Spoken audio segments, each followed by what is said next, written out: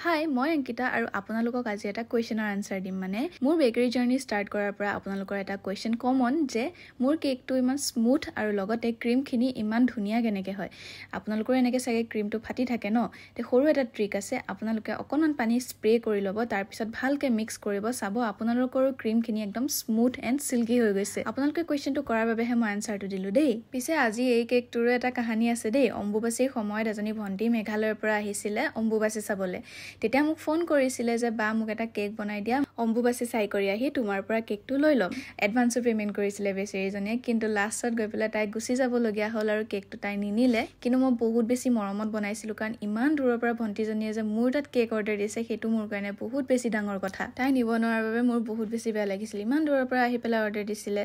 চকলেটো add কৰি দিছিলোঁ মই উপায় নাই আৰু লাষ্টত কেকটো মই জংগল থিম যে বেয়া হৈছিলে অকণমান কেকটো সেই মানুহজনীকে কেকটো দি দিলোঁ আৰু ইয়াৰ ৱেইট আছিলে